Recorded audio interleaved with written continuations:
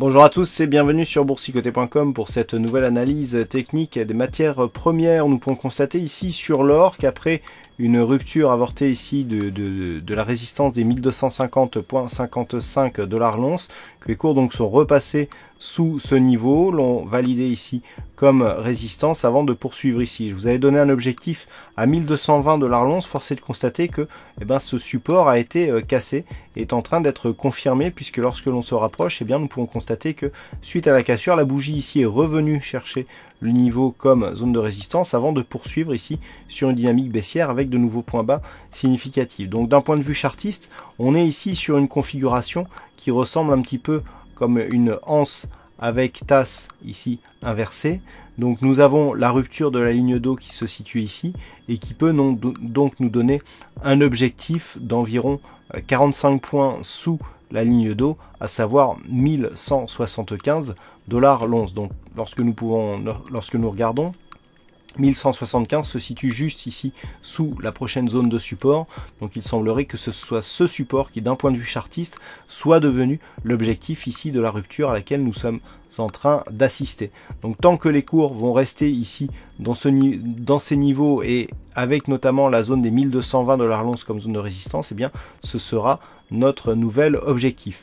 Nous pouvons d'ailleurs constater que les indicateurs vont dans le sens ici d'une poursuite du mouvement baissier, puisque nous avons les stochastiques et RSI qui se situent en survente, alors que le MACD confirme la dynamique. Donc on est en train de prendre un mouvement ici qui pourrait nous donner une accélération baissière sur le métal jaune. Et enfin sur le pétrole, on est toujours ici dans ce range, range court moyen terme, entre 54,80 à 51,50 $ le baril. Alors hier je vous indiquais que suite à la rupture ici des 52,20, on risquait 53,20 pardon. On risquait ici, tant que ce niveau était résistance, d'accélérer en direction des 51,50.